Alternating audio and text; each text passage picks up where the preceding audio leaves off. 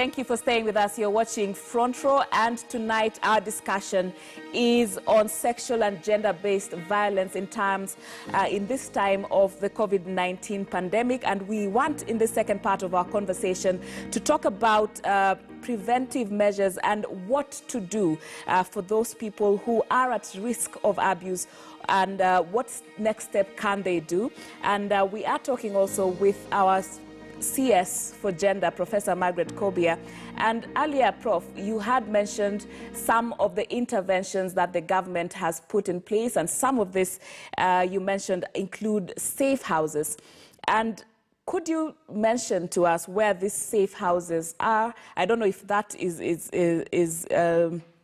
information that can be shared, because to my knowledge, what is known is the one in Makueni County, and one of the organizations that dwell and are related with gender protection speak of this being a concern, that there are safety and rescue centers across the country that have been closed because they're not COVID compliant. So could you talk to us more about these safe houses and what it takes for those people who feel they are at risk and they need to go to a safe place, a shelter, what they need to do?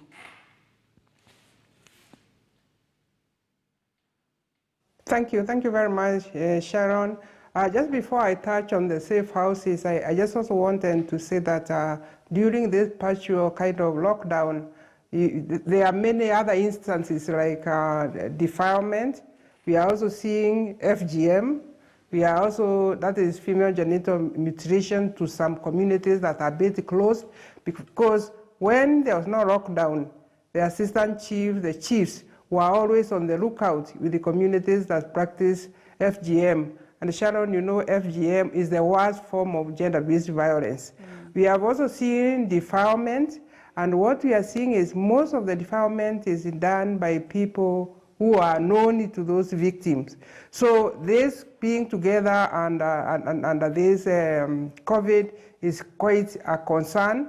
And then we also realize that the whole of gender-based violence has a socioeconomic effect, because when somebody is kind of assaulted or kind of harmed, sometimes you have seen killing things for simple things like you did not have food for me, and just disagreement. You have even seen women stabbing men to death. Therefore, it has that kind of cost, having to be in hospital or losing some, being able to lose confidence or being disabled. Therefore, the Ministry of Gender, one of the areas we work around is our pillar of gender-based violence. And one of the interventions is to have safe houses. These safe houses are normally operated through civil society. I'm sure there are quite a number, like Kebera. They are not like really open places, but what we find like now during the COVID, you know, also since people are restricted and the curfews, we find then that's why we need to discourage gender-based violence, because the opportunities now, those services people would get when they got domestic violence, we are finding some kind of constraints because people are serving between 5 a.m. to 7. So there are some where there are individual or community initiative, and we have seen like women members of parliament who are called county representative have programs where they have safe houses, which is normally very near the hospital and also near a security center. Like you have mentioned Makueni, I think there's one in Kirifi. There is one, I think, which is coming up in Meru, Igembe side. So there are those safe houses for those who are really maimed and they can't be home, or if they went home, they would be more endangered to get more assault, or they are waiting for legal unrest. And therefore, these safe houses, I think, would be more, but I think not every victim also want to go to a safe house, because, Sharon, there are some who, in a family setup, they have children, and sometimes they don't, and maybe the person who assaulted them is their spouse, a husband. So they might find it difficult going to a safe house and leaving their children with the offender.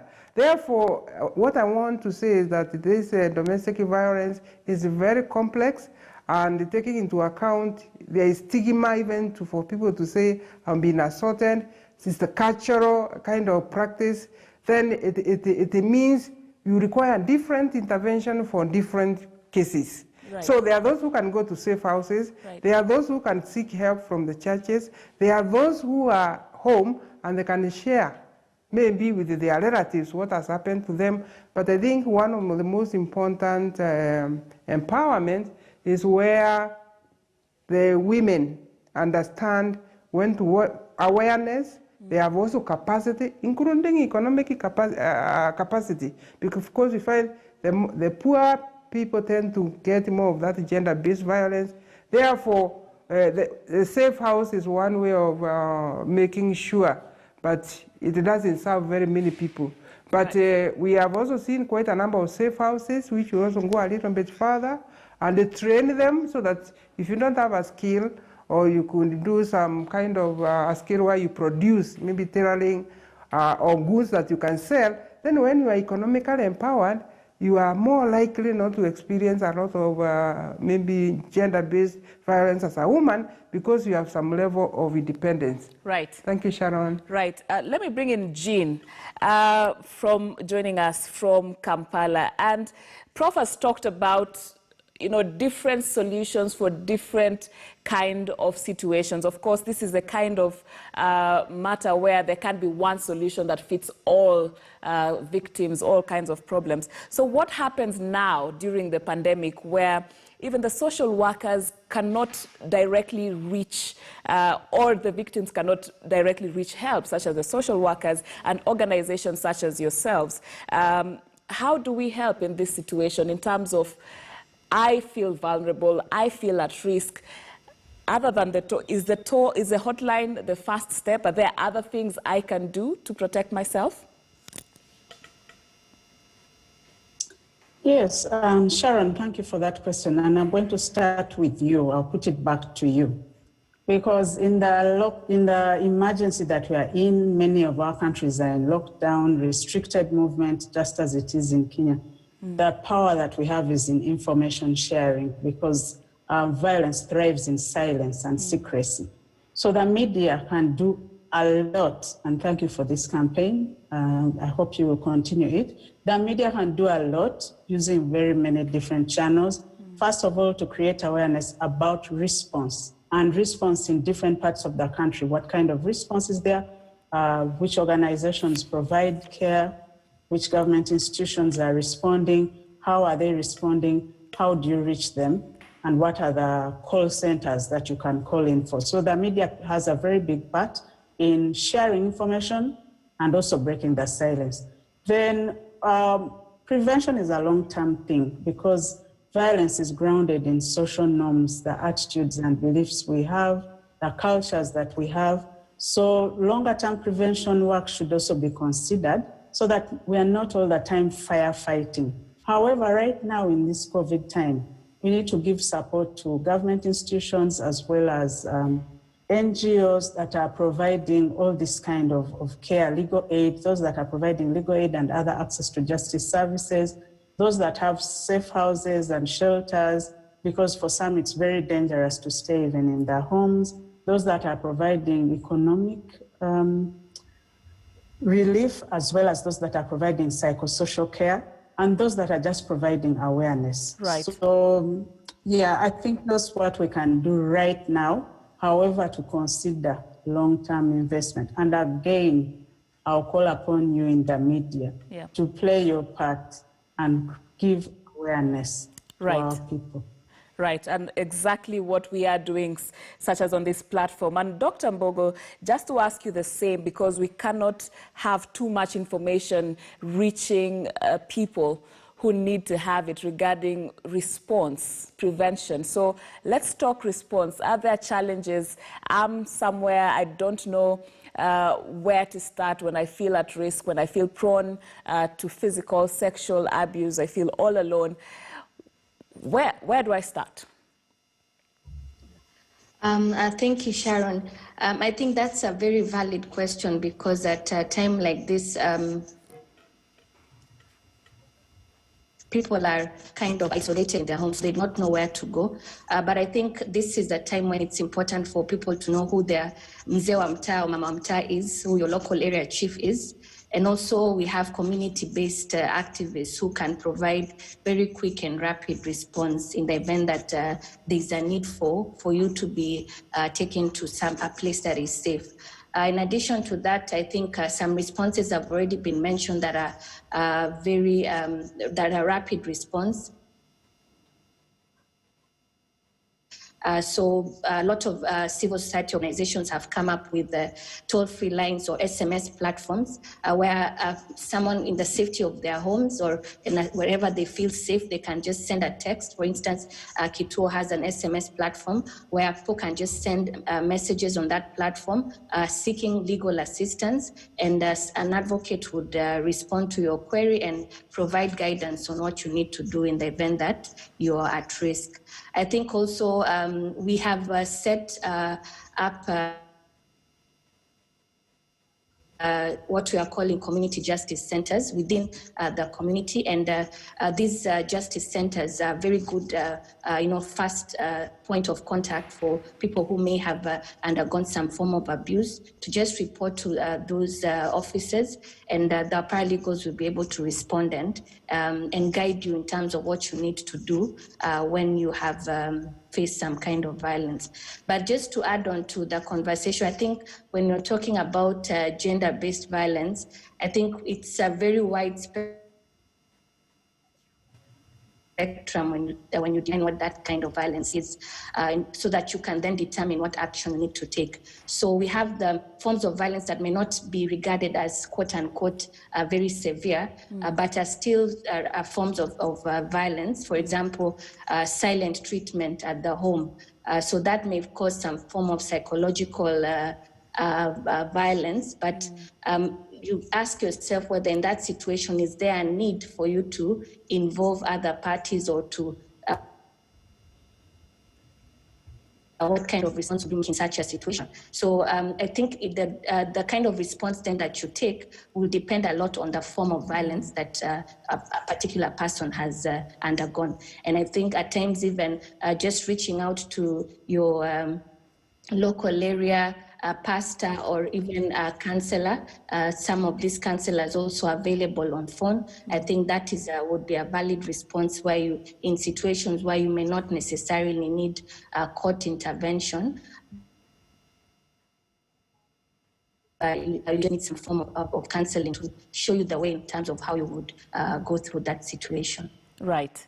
And Wanjiru, when we are talking about response, there surely must be a responsibility for the society as a whole, you know, the neighbors, the family. What is the role for that, for the entire society, and how can we come in to help such situations and to mitigate this increase in sexual and gender-based violence? Thank you, Sharon. I think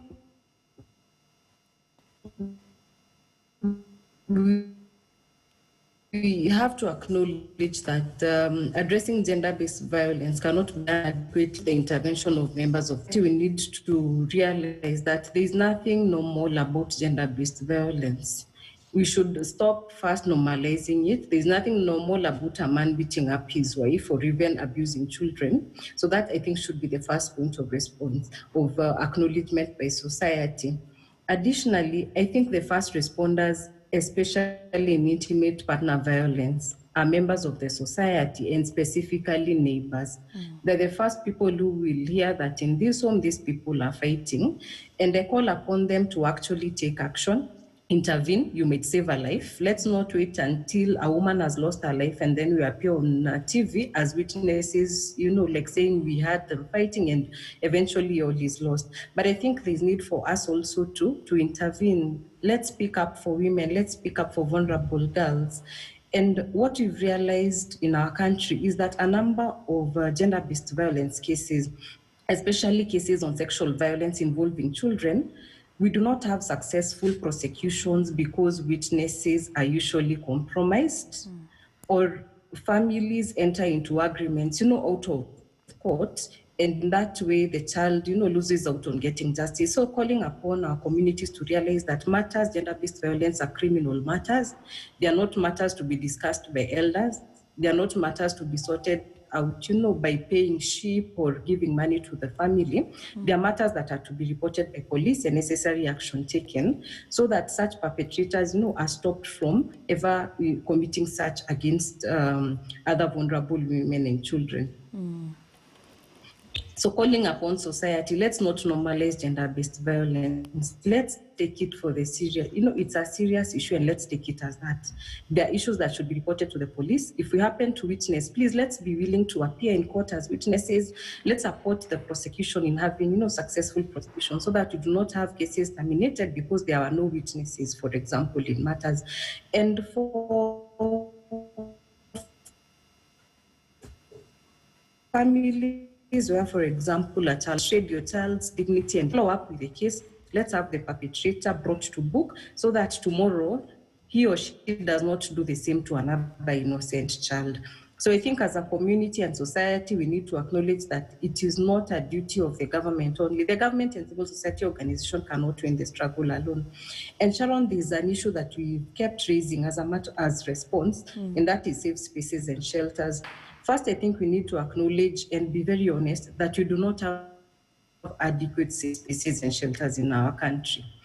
And the few that we have are already so strained. Before, what they do is offer temporary accommodation for women for about 2 weeks, and then women would travel a country as they try to reestablish, themselves. But what is happening now is that they continue to receive women and vulnerable girls, but there are very few women who they are releasing because there's nowhere for the women to go. So I think there is importance for the government to also support the few existing safe shelters, and perhaps even just think, take more measures. We've seen countries like France where the countries have used hotels, as temporary safe shelters for this period. So perhaps it's also something that the government can think of, because there are very few shelters. The resources are usually strained, even in normal circumstances. And at the moment, they're having numbers like they have not had. So there's need to also, outside the box, can we use hotels temporarily as safe shelters for women and vulnerable girls? Right. Thank you, Wanjiru. And I would like to engage Prof on that. Some of the suggestions you've raised, can the government support the existing few safe houses, or even just go outside the box, allocate resources to have temporary safe shelters? Prof will talk about that, whether it's something that has been considered or could be considered, but we'll start with that when we come back from this short break. You're watching Front Row. Stay with us.